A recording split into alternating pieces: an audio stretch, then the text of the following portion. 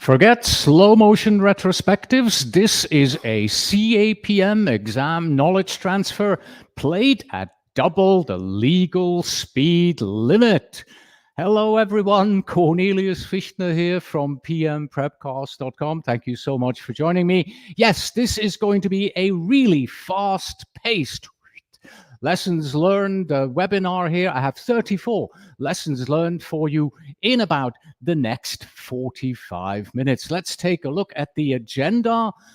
Rather straightforward. First, I want to quickly talk about a paradigm shift that's been happening on the exam, and then we are going to get into the lessons learned, all 34 of them, with a take action there at the end. As always, because this is a live stream and we are live currently on Facebook, YouTube, and LinkedIn. If you are joining me live, please feel free to put your questions into the chat. I'll bring them up and I'll answer them live here on air. Before we get started, just a quick reminder that we do offer a complete suite of CAPM exam preparation tools.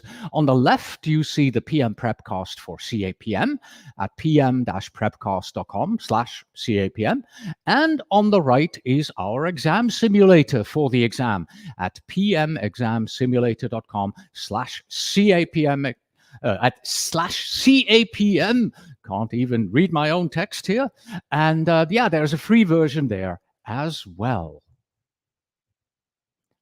As I said, the first thing, paradigm shift. What do I mean by that? We have to go back a little bit in time, because with the latest, the most current iteration of the CAPM exam, PMI has introduced an important paradigm shift. When the exam was originally introduced in 2013, and then also with the 2018 update, the exam was 100% based on the PMBOK guide, 5th edition and then 6th edition. So if you knew and you understood the concepts in the PMBOK guide, you could pass the exam. However, with the 2023 update, PMI changed the CAPM exam and elevated it from an exam that purely tests your PMBOK guide knowledge to a project management fundamentals exam. And as part of that update, the ECO, the exam content outline, now has 4 domains. Here they are. Domain 1 is called Project Management Fundamentals and Core Concepts. 36% of the questions on the exam will come from that domain. Then domain 2 and 3 are kind of opposite. Domain 2 is predictive, waterfall, plan-based methodologies, and domain 3 is agile methodologies.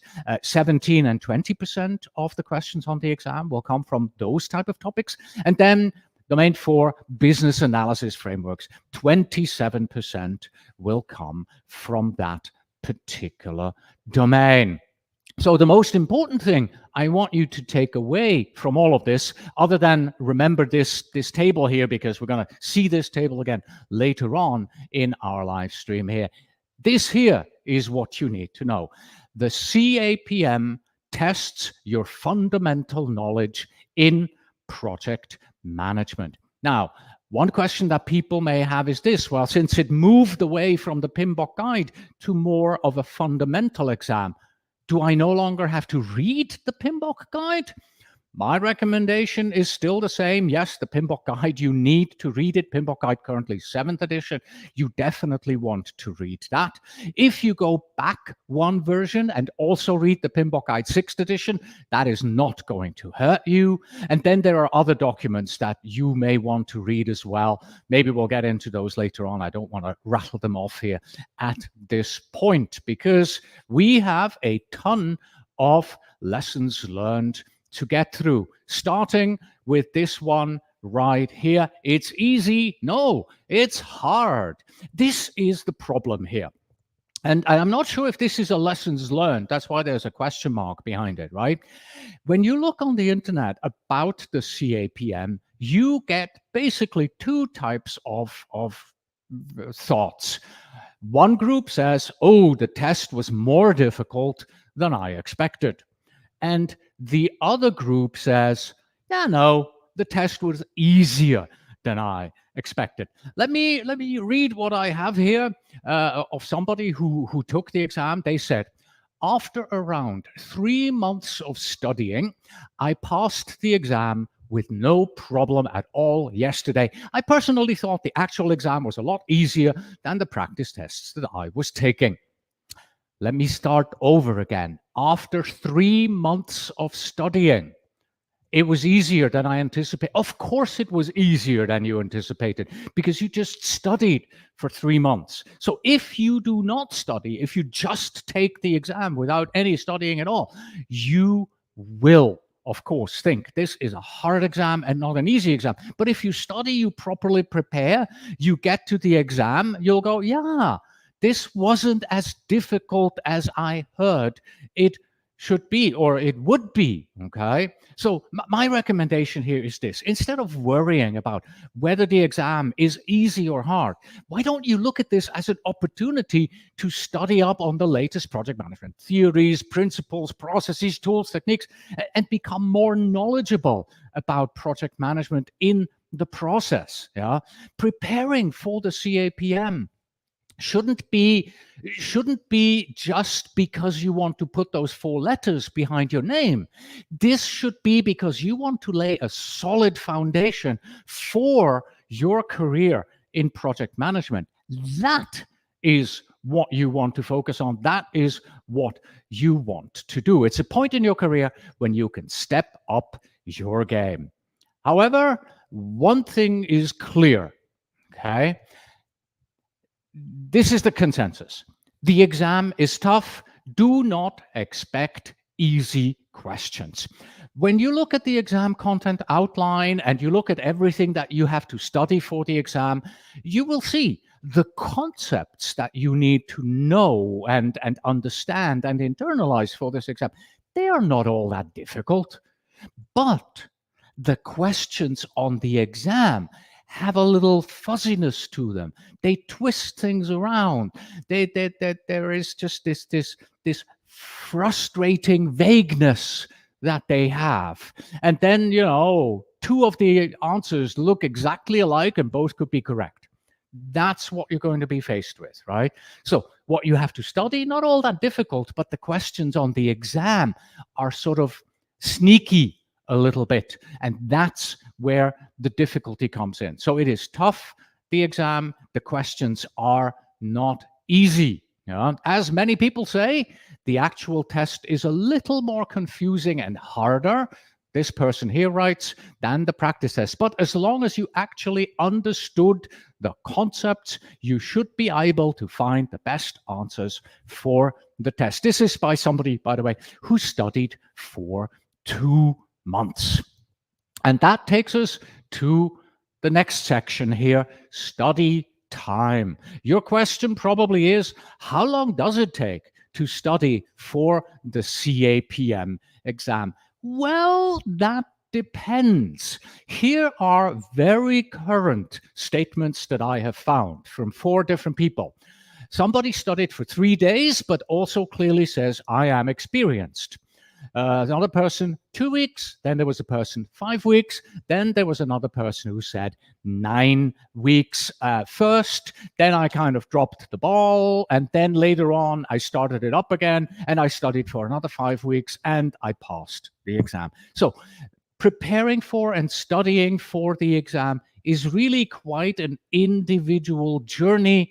If you look at somebody else and they say, it took me 3 weeks to study, that may not be your experience. Yours may be shorter, yours may be longer, depending on what you bring to it, how much time you actually invest every day, how comfortable you want to be, how many resources you want to use, how many exam prep questions you're going to answer.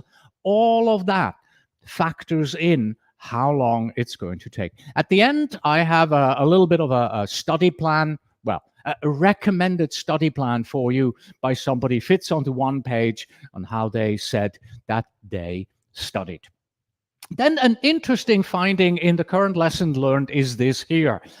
People are very surprised about business analysis being on the test. Kind of like this cat here going, oh my God, there's business analysis on the test? Yeah, definitely study the agile and business analysis portions hard. There were a lot of questions on business analysis and agile frameworks.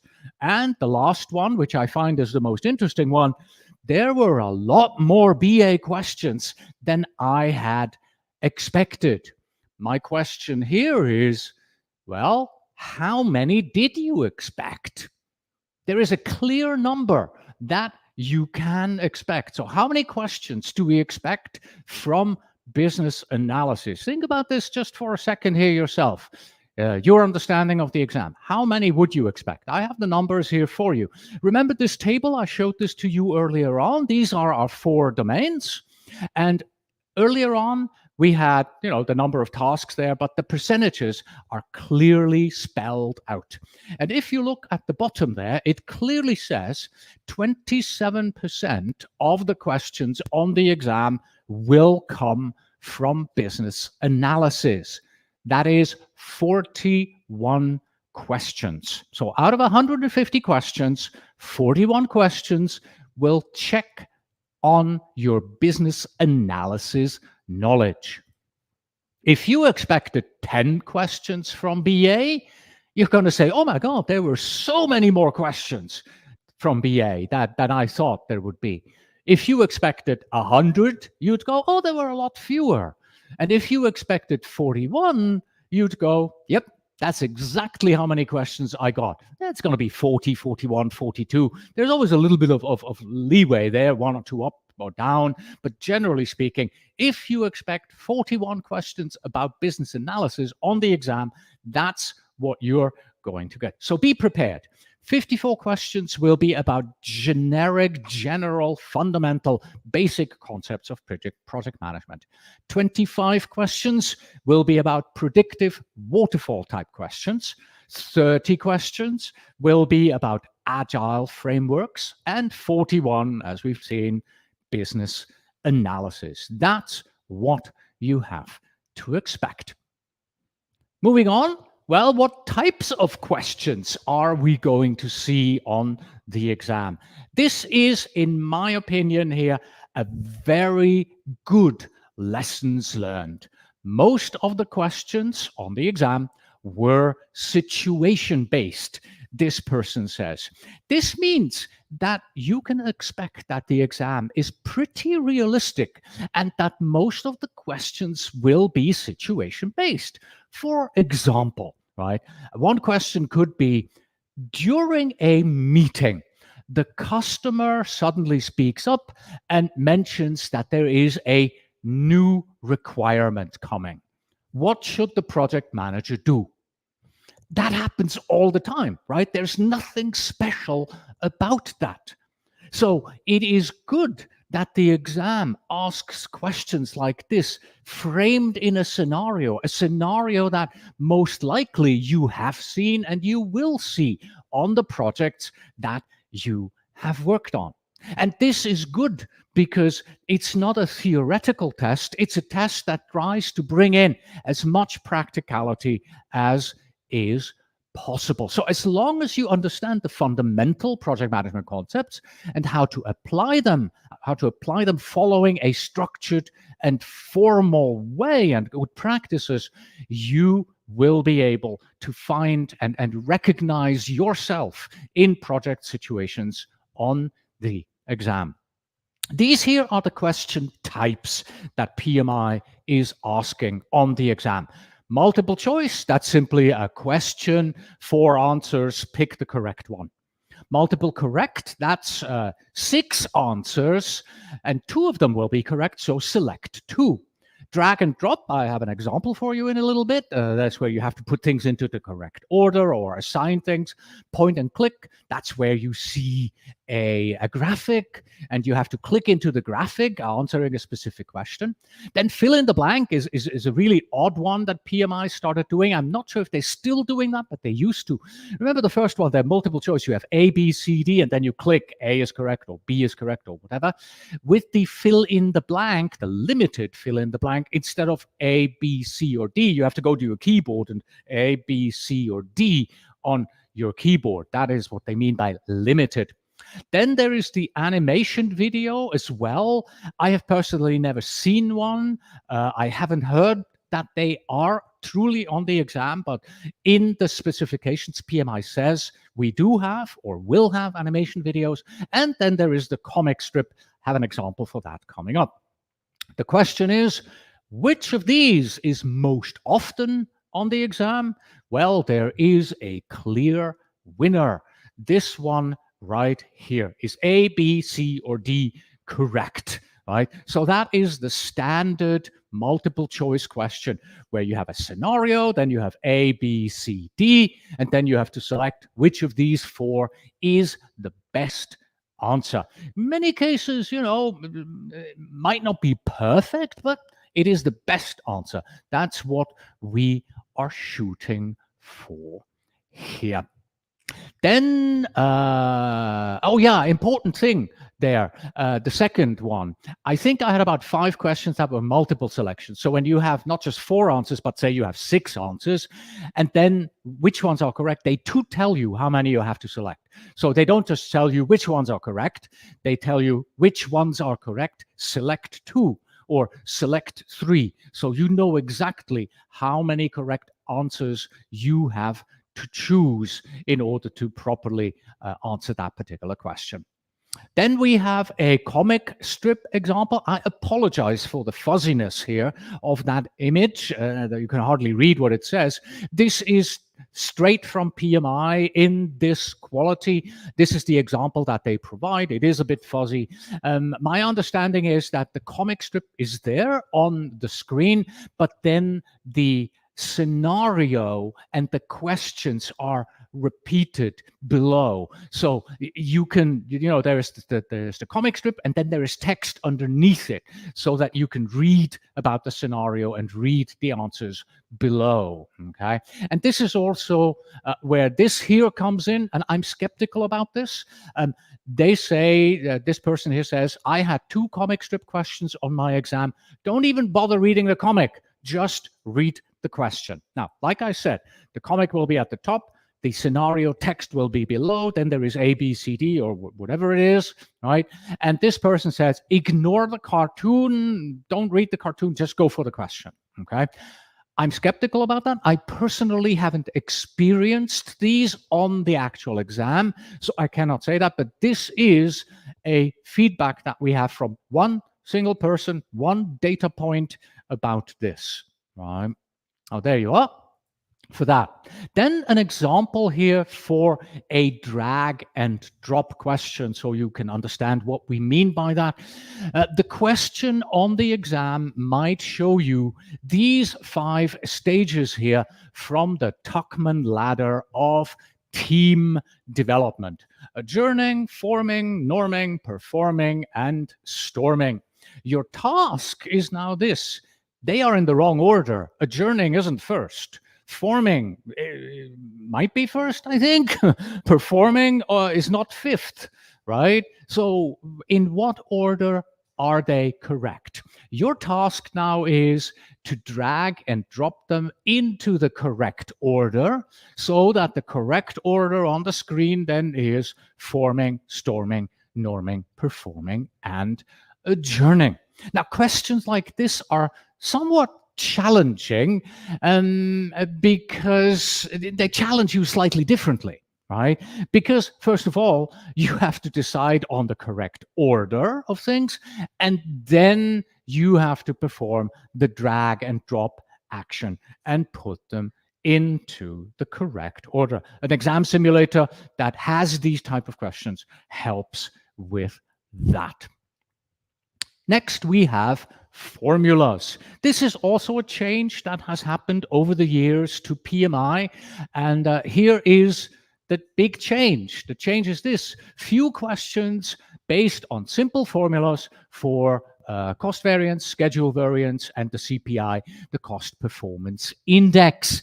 And with some, you had to pick the correct formula. Okay.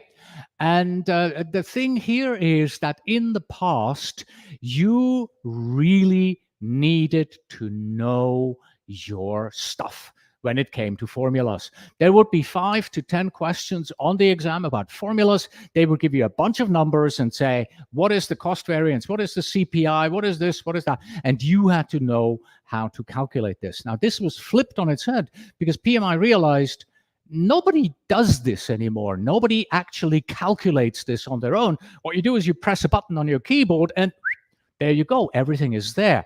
But what does a CPI of 1.1 mean? Do you have to abort the project because of that? Do you have to inform your sponsor? What action do you take if your CPI is 1.1? So you have to be able to interpret results. That's where the formula questions are heading. And here you go. Also an interesting one. Remember pretty much everything. I think the biggest thing to remember is to remember the formulas, remember performance domains, and remember when you'd use agile, predictive, incremental, or iterative approach. I put this here because this person put formulas first, right?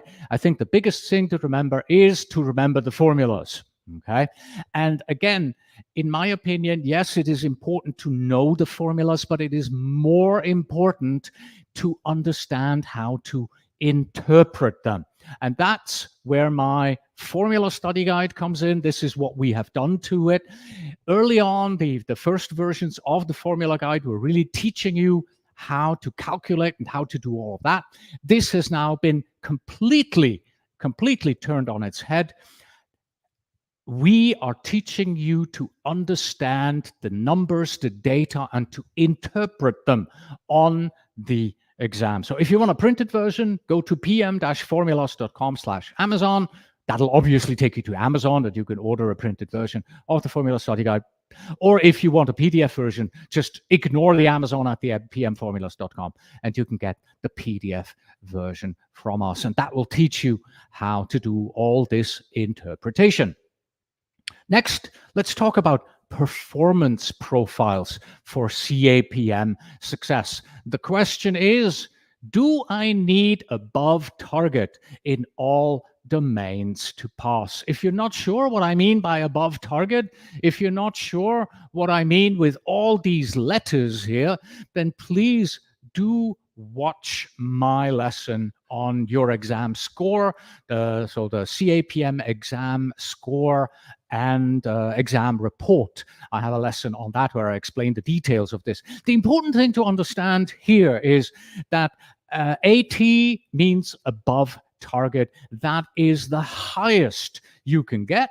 And NI means needs improvement. That is the lowest you can have on your exam. And as you can see here, all of these people, these are actual results from actual exam takers who have passed their exam. So these people have passed, even though the fourth one is actually interesting: above target, target, and then needs improvement, right? So this person was really bad in the last one. That's business analysis, by the way, the needs improvement in business analysis.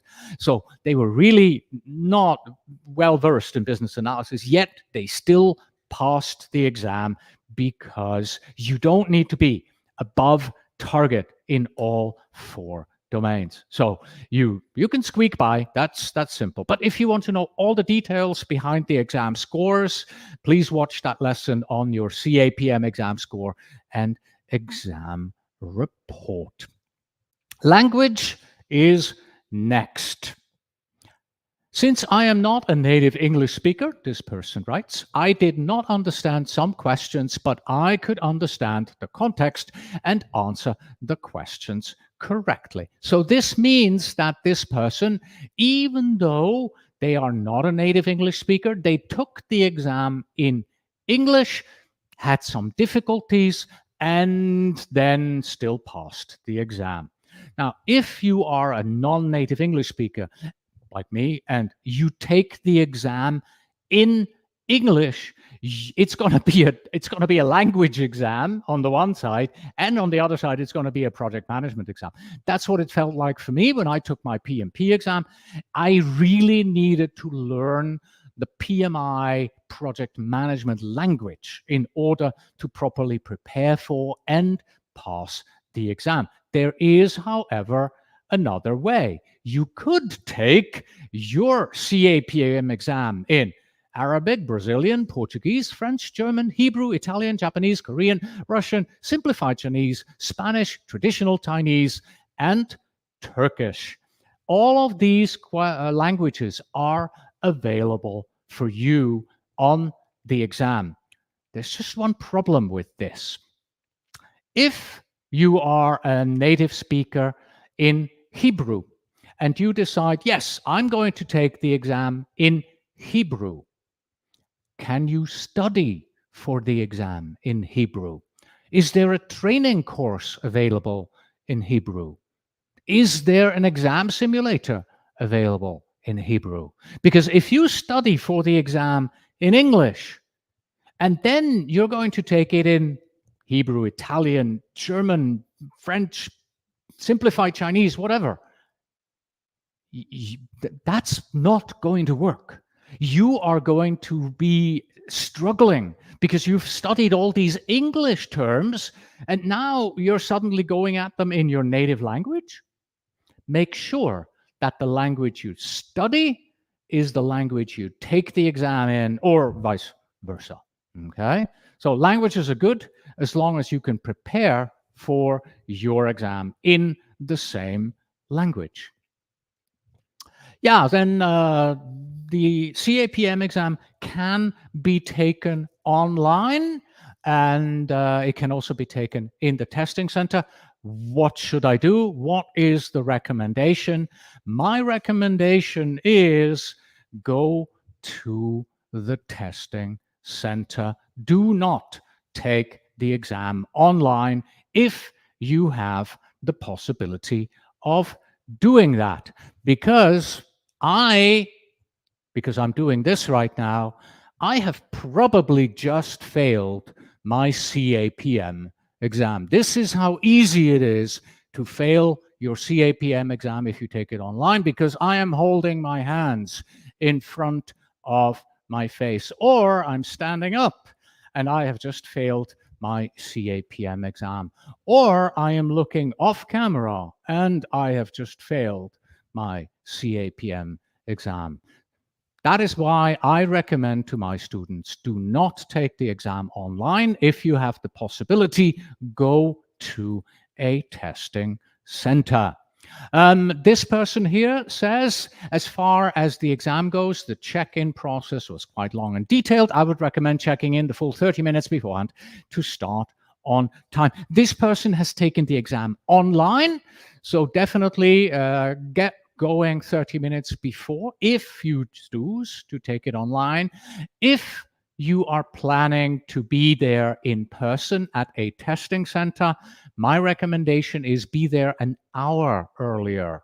Plan on being there an hour earlier, because there's going to be traffic, you will have red lights, maybe you don't exactly know where the office is, and so that hour suddenly becomes 15 minutes. You're still there in time 15 minutes early. So make sure that you give yourself enough time as you get ready right there. Yeah, breaks and time management on the exam. This is also a big topic in regards to lessons learned. There is one break of 10 minutes after the first 75 questions. Once you get to this part, the exam, you have the option to take the break or skip it. So let me explain that. The exam has 150 questions, and it's broken into 2 segments. First, you are given 75 questions. Then you have to say, I'm done with the 75 questions. Please start my break. Now you have the option to take a 10-minute break. And then after that, you have another 75 questions that you can take. So there's just simply 75, 10-minute break, 75. An important thing is also this here. Note that once you submit the first section of 75 questions, you cannot go back to it. So again, 75 questions first. While you do these 75 questions, you cannot look forward to the second set of 75. Once you are done with the 75, you send it off and say, I'm done. You take 10-minute break. Then it goes on to the second set of 75. Now you can't go back. Why? Because in that 10-minute break, you could have gone, looked, opened up your PMBOK guide, quickly checked for something for 2 questions, go back, sit back at your desk, go back to the first 75 and fix those questions, because you now know from what you've just done. So PMI wants to avoid that. All right. I have a comment here from Brian. Brian says, my coworker attempted to take it online the first time. They failed her halfway through the exam because they noticed that she had forgotten to remove her watch. Okay. As you can see, just wearing a watch, which I do not, by pure coincidence, I don't have a watch. So just wearing a watch means you have just failed your CAPM exam. Thank you very much, Brian, for that example there. Then what about ending the exam? Yeah. So after you click end and you see your result, stay in the camera view until you get through the last step and the system closes down. So once again, you are sitting in front of there and it says, you've passed a grade, I have passed my exam. And you have probably failed your exam just because you were as excited as I just pretended to be right there. So don't move, sit there with a straight face, don't do anything, right? In particular,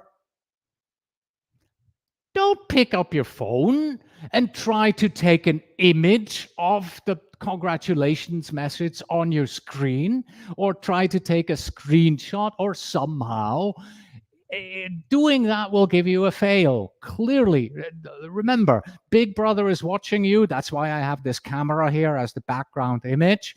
They are looking at you. And of course, this is obviously both this recommendation here and this recommendation here as to not moving. That is when you take the exam online at home, because in the testing center, you won't have your camera or your phone with you anyway. Then let's talk about this here. It doesn't matter where you take the exam, preferably at the testing center, like I said, there will be self-doubt creeping in. This is what this person here writes. Don't think about pass or fail when you're in the exam. Focus on the questions. Put yourself in the scenario. After the first third, I started to think about how I was going to tell my boss that I failed and how I would tell my friends, and that distracted me. So don't think about anything other than the questions you are answering at the time. Stay focused. And this one here, take each question one at a time and reset. Do not think about the cumulative. So just sit there, answer a question, go to the next, answer it, go to the next, answer it. Don't worry about, oh, did I answer the first 3 questions correctly? What if I did? That will only lead to disaster. But this is what you need to do. This is what you have to expect. Expect to reach a point at which self-doubt starts creeping in. Breathe in, breathe out, continue. Everybody has that moment. I had it. I was feeling sick during my PMP exam, so I was really, my stomach was upset and all that. So I, after about 2.5 hours or so of the exam, I was like, oh my God, I'm going to fail this, right? I just pulled myself together and moved on, and I managed to pass the exam. Probably barely, but it doesn't matter. I passed the exam, and that's all that counts. Yeah, so if you want to properly prepare for the exam, my reminder is again here, take a real CAPM exam prep course that is designed to prepare you for the CAPM exam. pmprepcourse.com/CAPM. That is where you can find my course. And if you want to simulate your exam, you'll find my Prepcast simulator at pmexamsimulator.com/CAPM.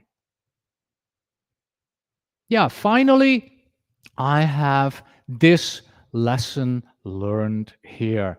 This is an obvious one, but it just needs to be said, right? I was maybe averaging an hour or so of revision and practice questions a day, 5 days a week. My main advice is have a plan. No more than 2 to 3 months. Stick to it, pick appropriate study aids, and do lots of practice questions. So again, a simulator is pretty mandatory here. Yes, this is something that, as somebody who works in projects, you should be aware of. Have a plan, have a schedule, prepare, think about how you're going to take this exam. How often are you going to study? Where are you going to study? What are you going to study? How many sample exam questions are you going to answer? How many quizzes are you going to take? All of that. Kind of plan it out and then adjust your plan to what truly happens, right? I seem to be doing really well in business analysis. I hadn't expected that. But agile, not so much.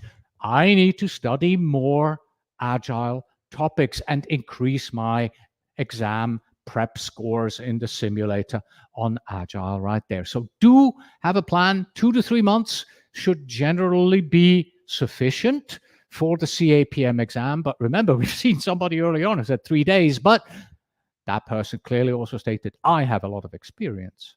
Okay, so there you go. This to me is an important one. Take this with you. Have a study plan, follow your plan, adjust the plan to your needs. We are getting close to the end here. Once again, my call out to the people who are currently live with us on Facebook, LinkedIn, and YouTube. If you have a question still, now is the time, because in about 45 seconds, we are going to be done otherwise. So what I would like you to do are 2 things. I would like you, in preparation of your CAPM exam studies, take a look at current lessons learned. What you have seen right now is sort of my summary of things that I found interesting and I found worthwhile talking about to you about the CAPM exam.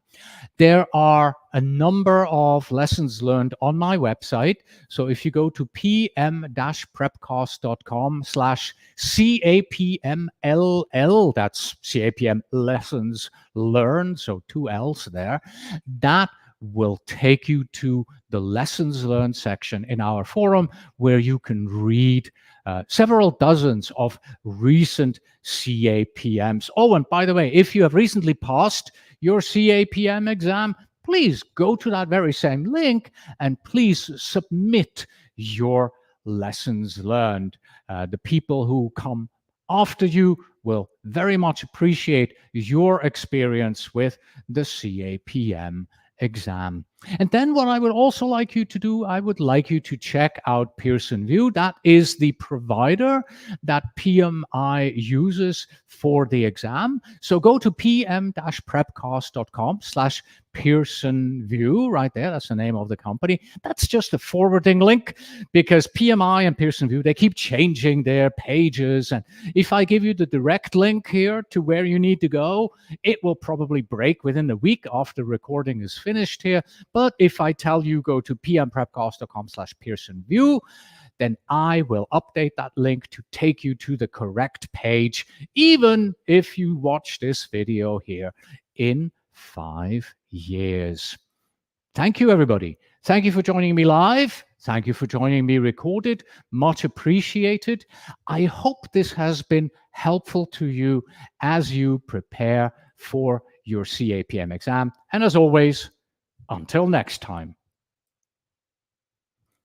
Yeah, but before you go, don't forget, this lesson is part of a series of lessons in which I guide you to be better prepared for your CAPM exam. Visit pm-prepcast.com/CAPM guide, and that will take you to my playlist on YouTube where you can watch all of them.